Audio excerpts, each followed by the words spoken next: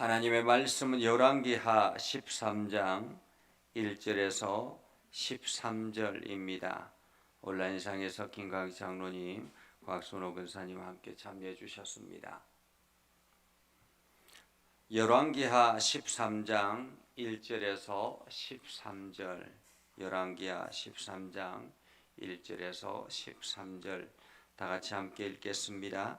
유다의 왕 아하시아의 아들 요아스의 제23년에 예후의 아들 여호야스가 사마리아에서 이스라엘 왕이 되어 17년간 다스리며 여호와 보시기에 악을 행하여 이스라엘에게 범죄하게 한 느밧의 아들 여로보암의 죄를 따라갔고 거기서 떠나지 아니하였으므로 여호와께서 이스라엘에게 노하사 늘 아람 왕 하사엘의 손과 그의 아들 베나닷의 손에 넘기셨더니 아람 왕이 이스라엘을 학대함으로 여호아스가 여호와께 간구하매 여호와께서 들으셨으니 이는 그들이 학대받음을 보셨음이라.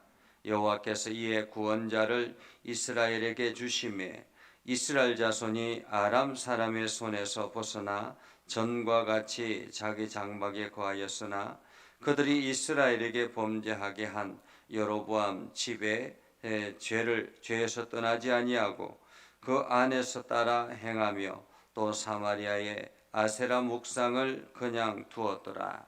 아람 왕이 여호아스의 백성을 멸절하며 타작마당에 티끌같이 되게 하고 마병 50명과 병거 10대와 보병 10,000명 외에는 여호아스에게 남겨두지 아니하였더라. 여호아스의 남은 사적과 행한 모든 일과 그의 업적은 이스라엘 왕 역대지락에 기록되지 아니하였느냐. 여호아스가 그의 조상들과 함께 잠에 사마리아에 장사되고 그의 아들 요아스가 대신하여 왕이 되니라. 유다의 왕 요아스의 제37년에 여호아스의 아들 요아스가 사마리아에서 이스라엘 왕이 되어 16년간 다스리며 여호와께서 보시기에 악을 행하여 이스라엘에게 범죄하게 한 느밧의 아들 여로보암의 모든 죄에서 떠나지 아니하고 그 가운데 행하였더라. 요아스의 남은 사적과 행한 모든 일과 유다 왕 아마샤와 싸운 그의 업적은 이스라엘 왕 역대지락에 기록되지 아니하였느냐. 요아스가 그의 조상들과 함께 잠에 이스라엘 왕들과 함께 사마리아에 장사되고 여로보암이 그 자리에 앉으니라. 아멘. 오늘도 하나님의 은혜가 여러분의 삶 가운데 함께하기를 바랍니다. 그래서 여러분들이 날마다 주의 영광 드러내며 나아가는 복된 삶을 살아갈 수 있기를 주님의 이름으로 축복합니다. 한때 그 책 중에 가문의 저주를 끊으라라는 그러한 책이 많은 성도들에게 읽혀졌던 그러한 적이 있습니다. 다시 말하면 그 집안에 내려오는 가문의 저주를 끊으라. 불신앙적인 요소를 완전히 제거하고 새로운 하나님의 거룩한 백성으로 살아야 된다라는 그런 의미이기도 합니다. 가문의 저주를 끊으라. 이것은 어쩌면은 북왕국 이스라엘에 대한 하나님의 말씀이기도 한 것 같습니다. 남왕국은 다윗 왕으로부터 시작이 돼서 다윗 왕의 후손들이 계속 이어서 왕권을 유지하게 되고 그 다윗 왕의 그 신앙 때문에 하나님께서 남왕국을 지켜주시는 것을 보게 되지요. 그러나 북왕국은 그렇지 않습니다. 오늘 북왕국의 왕들이 등장하는데 그 왕들이 하나같이 무엇을 하느냐면 느밧의 아들 여로보암의 죄를 따라가서라고 말합니다. 느밧의 아들 여로보암의 죄를 따라가서 이 느밧의 아들 여로보암의 죄가 어떤 것인가 하는 것을 우리는 생각해 볼 필요가 있습니다. 남왕국과 북왕국이 갈라지게 된 배경은 솔로몬이 죽고 난 이후에 솔로몬의 아들 느호보암이 이야기하죠. 왕이 되었을 때, 솔로몬의 아들이 왕이 되었을 때, 왕이 되려고 할 때, 그때에 열 지파의 사람들이, 수장들이 그 르호보암에게 찾아가서 이야기합니다. 당신의 아버지가 우리를 너무 힘들게 노역을 하게 하고 성을 건축하고 힘들게 했으니까 우리를 조금 더 편안하게 해주면 좋겠다. 우리를 이 노역에서 조금 풀어주면 좋겠다. 그렇게 이야기를 합니다. 그러자 그 르호보암 이제 왕이 될 사람이 이제 주변의 사람들과 여기저기 여론조사를 하죠. 여론조사를 하는데 그 여론조사를 나이 많은 원로원들과 그리고 젊은 층의 사람들과의 여론조사를 구분하여서 합니다. 원로원은 그 이야기가 합당하다. 당신이 조금 더 편안하게 성도들을 보듬어 줬으면 좋겠다. 라고 이야기하지만 젊은 사람들은 그렇게 하면 느슨하게 하면 오히려 기어오를 것 같으니까 더 강력하게 해야 된다. 그래서 그 젊은 층의 의견을 받아들여서 더 강력하게 하겠다라고 하죠. 결국에는 열 지파가 떨어져 나가서 새로운 왕국을 만들게 되는데 그 왕국이 바로 북왕국 이스라엘이었습니다. 북이스라엘. 그리고 그 왕이 여로보암이었습니다. 여로보암은 왕이 되자마자 걱정이 있었죠. 왜냐하면 이 열 지파를 가지고 나라를 세웠지만은 예루살렘은 남왕국에 있었기 때문에 남유다인 유다의 그 남왕국에 있었기 때문에 많은 사람들이 이스라엘의 신앙의 근간은 성전이 있잖아요. 근데 성전은 예루살렘 성전, 솔로몬이 지었던 예루살렘 성전에 근간을 두고 있기 때문에 그 북왕국에 나라를 세웠다 할지라도 계속 예루살렘에 가서 제사를 드리다 보면 이 나라 백성들이 언젠가는 유다에 남왕국에 돌아갈 것 같다. 이러한 염려를 하게 돼서 단과 베델의 두 지역에다가 성전을 새롭게 신당을 만들고 그곳에 송아지상을 만들어 놓고 이제부터 우리는 이 송아지상이 여호와다. 우리가 이 송아지상이 여호와이기 때문에 눈에 보이는 여호와이기 때문에 여러분은 이 송아지상을 바탕으로 신앙생활하라. 그렇게 명령을 했습니다. 그러니까 북왕국의 열 지파의 모든 사람들이 이 단과 베델에 가서 제사를 지내고 그 자기 자신들이 했던 그러한 신앙의 생활을 하게 됐던 거죠. 결국에는 그것이 우상의 출발점이었다라는 것입니다. 우상을 섬기는 출발점이었다. 이렇게 우상을 섬기는 출발점이 되고 난 뒤에 그때부터 점점 북왕국은 하나님과 멀어지기 시작했습니다. 하나님께서는 우상을 만들지 말라라고 분명하게 말씀하셨잖아요. 그래서 우리가 교회 안에서 십자가를 보지만 그 십자가는 우상이 아니라 예수 그리스도의 흔적인 것입니다.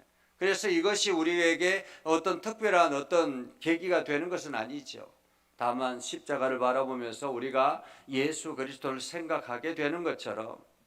그런데 여기에 다른 신상을 만들고 교회 안에 다른 신상을 만들어 놓고 이것이 마치 하나님인 것처럼 그렇게 한다라는 것은 잘못된 신앙이 되는 것이죠. 그래서 교회 안에는 어떤 형상도 만들지 않게 되는 것입니다. 그런데 북왕국은 끊임없이 이 단과 베델에 세워놓던 그 송아지 우상을 가지고서 마치 하나님인 것처럼 그렇게 섬기며 살아왔다라는 거예요. 그런데 이것이 오랜 전통이 되었습니다. 아합 왕이 등장했을 때는 더 심각해서 이제는 단과 베델의 그러한 송아지 상을 만드는 것이 아니라 아예 거기에다가 바알과 아세라 신상을 만들어 놓고 그리고 곳곳에 바알과 아세라 신상을 만들어 놓고 그것을 우상을 섬기게 했던 거죠. 그러나 새롭게 등장했던 왕들이 그러한 바알과 아세라 신당을 다 철폐하지만은 그러나 남아 있는 것은 계속 여로보암이 만들어 놓았던 단과 베델의 송아지 우상이었습니다. 오늘 성경에서 말하죠. 여호와 보시기에 악을 행하였으니 사마리아에, 북왕국 사마리아에 이스라엘 왕이 된 여호아스, 남왕국 아하시아의 아들 요아스가 제23년에 예후의 아들 여호아스가 북왕국에서 왕이 되었다라는 것입니다. 남왕국 요아스는 우리가 어제까지 보면서 40년간 남유다의 왕으로 통치했다라고 하잖아요.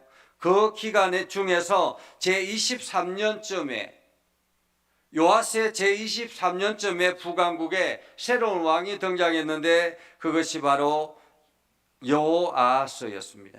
여호아스.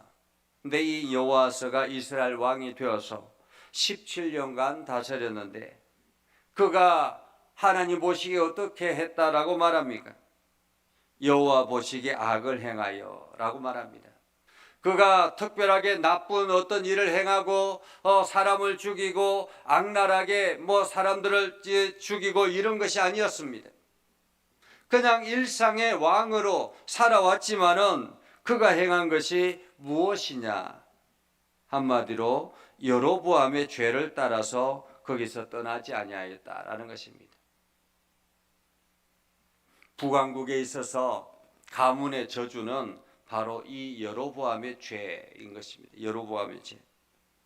결국에는 그것이 하나님 앞에 노함이 되어서 진노를 얻게 되어서 아람 왕 하사엘의 손과 그의 아들 베나닷의 손에 넘기셨더니, 여기서 분명한 것은 아람 왕이 지금 북왕국을 쳐들어왔습니다. 하사엘이 쳐들어오고 그 아들 베나닷까지도 또다시 침공을 했습니다.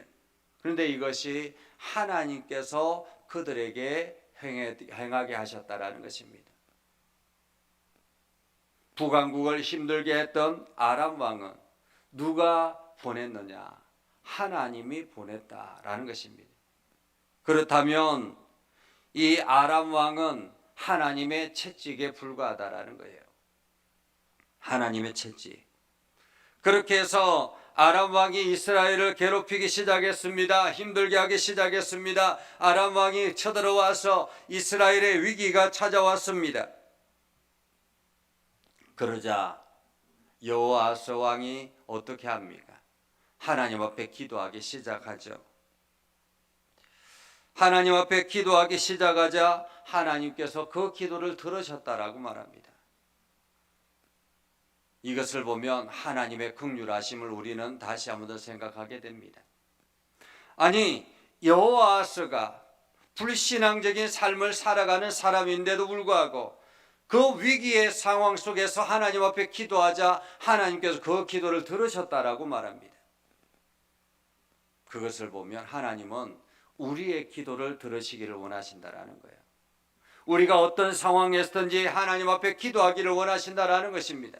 위기가 찾아오면, 힘들고 어려운 일들이 찾아오면 우리가 세상적으로 어떤 일들을 그 문제를 해결하려고 노력하는 것이 아니라 엎드려 하나님 앞에 기도하는 것이 중요합니다. 1차적으로 하나님 앞에 기도하는 것이 중요하죠. 하나님 앞에 기도하기 시작하자 하나님께서 어떻게 하셨을까요? 구원자를 보냈다라고 말합니다. 구원자를 보냈다. 이 구원자가 어떤 사람인지는 모릅니다. 누구인지는 모릅니다. 그러나 역사가들은 아마도 이 구원자가 그때 당시에 아수르 왕 아닷나랄이 3세였을 것이라고 그렇게 추정합니다. 왜냐하면 이때 아수르는 새롭게 등장하는 나라였습니다. 아람이 강한 나라였고 이제 아수르는 새롭게 등장하는 나라였습니다. 그런데 이 아수르 아닷나랄이 3세가 지금 다마스쿠스 시리아의 수도였죠. 아람의 수도였습니다. 이 다마스쿠스를 공격해서 이 아람 군대가 약화되기 시작했다라는 거예요. 위기가 찾아왔다라는 거죠. 갑자기 신흥 강대국이 등장해서 이 시리아 아람 군대를 수도를 치기 시작하자 깜짝 놀라서 아람 군대가 이 이스라엘에 침공했던 아람 군대가 그쪽으로 이동을 하기 시작했다라는 것입니다. 군대가 급격하게 갑자기 이동하기 시작하자 결국에는 북왕국 이스라엘은 숨통을 튀게 됐다라는 거죠.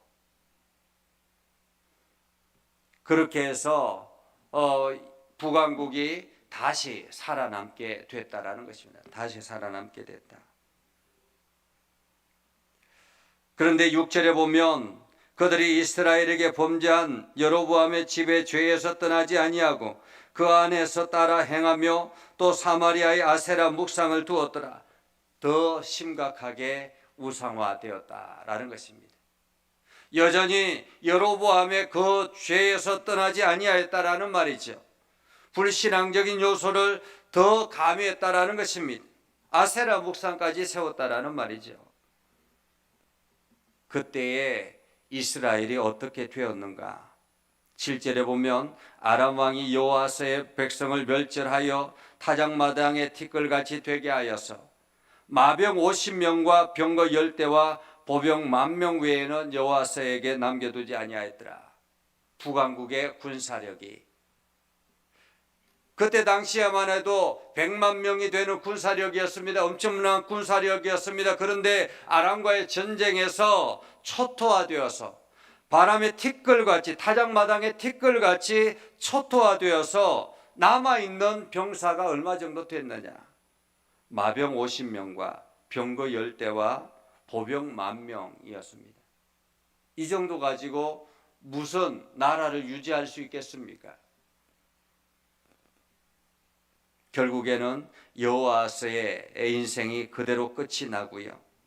여호아스가 끝나고 난 다음에 그 다음에 아들 요아스가 왕이 되었습니다. 북왕국의 왕이 되었습니다. 여기서 요아스는 남왕국의 요아스하고 다른 사람입니다. 이름은 같지만은 다른 사람이에요. 이게 북왕국의 요아스가 왕이 되었습니다. 그 다음에 요아스가 16년간 다스렸다라고 합니다. 그 11절에 보면 그런데 그 요아스를 평가하는 하나님의 평가는 무엇입니까? 동일하게 여호와께서 보시기에 악을 행하여 이스라엘에게 범죄하게 한 느밧의 아들 여로보암의 모든 죄에서 떠나지 아니하였더라. 한결같이 어쩌면 그들은 이것이 신앙생활 잘하는 것처럼 보인다라고 생각할 수 있겠습니다. 우리가 전통을 따라서 여로보암이 만들었던 단과 베델에 어쩌면 어쩔 수 없지 않습니까? 라고 이야기할 수 있지 않겠습니까? 단과 베델에 어차피 우리가 예루살렘에 갈 수 없는데 단과 베델에서 우리가 예배하는 거 바르지 않습니까? 어쩔 수 없지 않겠습니까? 라고 이야기합니다. 그런데 하나님 보시기에 이것이 악하였다. 결국에는 여로보암의 죄에서 떠나지 아니함으로 인해서 그의 인생도 크게 달라지지 않았다라는 거죠. 그래서 요아스가 죽음을 맞이하게 되고 이스라엘의 여로보암이 그 자리에 앉았다. 여로보암 2세라고 그렇게 볼 수 있죠. 이렇게 오늘 북왕국은 어쩌면은 북왕국은 여로보암의 그 죄로 말미암아 잘못된 판단으로 말미암아 그의 후손들과 그 북왕국을 이루어 나가는 수많은 왕들이 결국에는 이 여로보암의 그 실책에 의해서 평생을 힘들게 살았다. 악을 행하며 살았다라는 것입니다. 한 사람의 신앙이 중요합니다. 오늘 내가 가문의 대를 저주를 끊고 하나님 앞에 헌신돼 그리고 내 후손들이 하나님의 말씀으로 새롭게 일어난다면 하나님께서는 여러분 후손들에게 대대로 하나님의 은혜와 복을 주실 것입니다. 마치 다윗 왕처럼 말입니다. 그러나 여러분이 그 가문의 대를 저주를 끊지 아니하고 계속 우상의 소굴에서 벗어나지 않냐고 그렇게 살아간다며, 그냥 형식만 신앙인의 모습을 가지고 살아간다며, 하나님은 끊임없이 여러분의 후손들에게 하나님의 채찍을 보내게 될 것입니다. 오늘날 우리가 고난을 만나고 여러 가지 어려움을 만난다면 이것은 하나님 앞에 엎드려 기도하라라는 신호라고 말할 수 있습니다. 오늘 여러분들이 기도하며 하나님의 은혜를 경험하며 나아가는 복된 삶을 살아갈 수 있기를 주님의 이름으로 축복합니다. 기도하겠습니다. 거룩하신 아버지 하나님, 오늘도 우리 가운데 함께 하시고 하나님의 은혜를 더해 주셔서 하나님의 말씀 앞에 서게 하시고 하나님의 영광을 나타내게 해주심을 감사합니다. 아버지 하나님, 북왕국의 모든 왕들이 여로보암의 악에서 벗어나지 못했기 때문에 하나님의 심판과 하나님의 채찍을 맞을 수밖에 없었습니다. 그러나 남왕국은 다윗의 그 은혜로 말미암아, 그들이 다윗으로 말미암아 하나님께서 그들에게 주시는 은혜와 복이 넘쳐났던 것을 보게 됩니다. 하나님, 오늘도 우리의 신앙의 결단이 우리의 후손들에게 연결되어지는 것을 우리가 기억하며 오늘도 하나님 앞에 헌신되며 하나님 앞에 충성하며 하나님의 말씀 듣고 순종하며 나아가는 우리의 삶이 되게 하옵소서. 예수님 이름으로 기도드리옵나이다. 아멘. 이제는 우리 구주 예수 그리스도의 은혜와 하나님 아버지 극진하신 사랑과 성령님의 감화 감동 역사 위로 교통하시며 은혜가 주의 말씀 붙들고 나아가는 믿음의 백성들 위해 하는 모든 일들 위해 영원토록 함께 하옵시기를 간절히 축원하옵나이다. 아멘.